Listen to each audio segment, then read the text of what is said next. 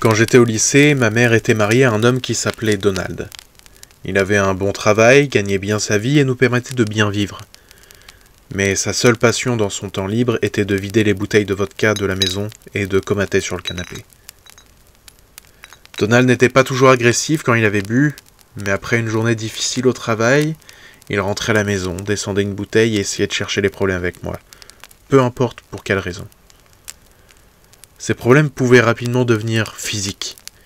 Mais comme je faisais du sport et des arts martiaux, il est arrivé plusieurs fois qu'il appelle la police pour s'occuper de moi. Tout cela nous mena à la situation que j'ai vécue pendant une longue période, c'est-à-dire que, quand il avait bientôt fini sa bouteille, ma mère me donnait de l'argent, je préparais mes affaires, et j'allais à l'hôtel en bas de la rue pour une nuit. Pas besoin d'aller plus loin, il n'était pas en état de fouiller plus loin que la maison, et moi ça me laissait le temps de rentrer et préparer mes affaires de cours le lendemain matin, sans problème, une fois qu'il était parti. C'était un petit hôtel, mais il était bien tenu. Un beau hall d'accueil avec une cheminée, et je connaissais la fille qui s'occupait de l'accueil vu qu'elle me voyait 4 à 6 fois par mois. Le jour où l'histoire que je m'apprête à vous raconter a eu lieu, j'avais quitté la maison assez tard. C'était un hôtel ouvert en continu, donc je me suis rendu au guichet à l'entrée. C'était la femme qui m'accueillait habituellement. Mais elle m'annonça que toutes les chambres étaient occupées. J'ai soupiré avant de réfléchir à voix haute en disant que j'allais essayer de prendre le bus vers le centre et chercher un autre hôtel. Alors, la réceptionniste m'a dit qu'il y avait peut-être une autre chambre dans laquelle elle pouvait m'installer, avec une réduction, mais elle avait l'air hésitante, et expliqua que le patron avait retiré la chambre des chambres allouées, sans lui en parler. Elle revenait juste de cours de vacances. Elle m'a alors dit que, tant que je partais avant que le patron revienne à l'hôtel, il n'y aurait pas de problème. Elle ferait comme si de rien n'était. Je l'ai remerciée et j'ai accepté. Je n'avais pas beaucoup d'autres options de toute façon. J'ai pris la clé et j'ai rejoint la chambre. Elle sentait un peu le renfermé, mais elle était en bon état et propre. Je me suis douché, je me suis préparé et je me suis couché. Je ne comprenais pas pourquoi une chambre, de toute évidence en bon état, pouvait être laissée hors réservation. Mais j'étais pas le patron, je l'avais, et en plus, j'avais une réduction. C'était une chambre standard, un simple lit, une télé au mur, un bureau sous la fenêtre, un placard avec un miroir devant le lit, une lampe avec un ventilateur au plafond au bout du lit. Je me suis endormi vers 23h, bercé par le son de la télé.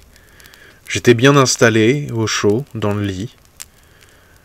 Vers 2h30 du matin, j'ai été réveillé non pas par un son, mais plutôt par une absence de son.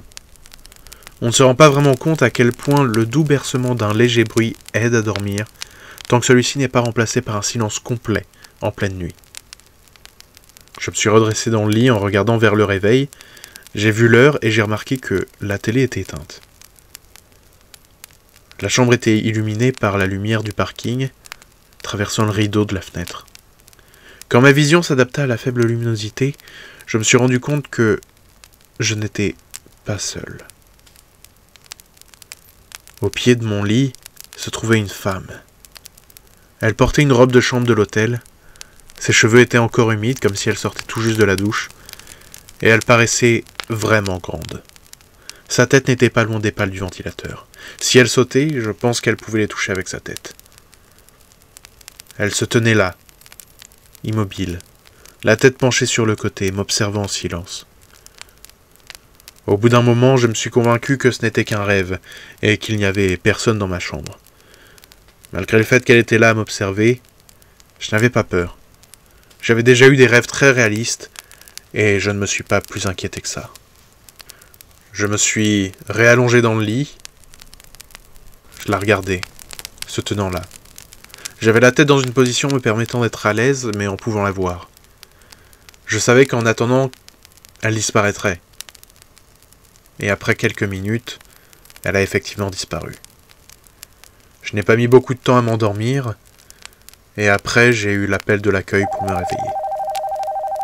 Elle avait l'air un peu nerveuse en m'appelant, alors je me suis rapidement préparé, et je suis vite allé à l'entrée. Je me disais que son patron arrivait peut-être plus tôt que prévu. Je ne m'attendais pas à la discussion que nous avons eue après cela. Quand je suis sorti de l'escalier, elle a commencé à s'excuser. Je ne comprenais pas pourquoi. Je lui ai dit que j'avais passé une bonne nuit et qu'il n'y avait pas de problème. C'est alors qu'elle m'a expliqué qu'elle avait découvert pourquoi la chambre avait été mise hors d'usage. Pendant ses vacances, une femme avait pris la chambre avec son mari et ses 2 enfants. Un matin, elle avait laissé son mari et ses enfants se promener et pendant qu'ils étaient partis, elle s'est pendue au ventilateur.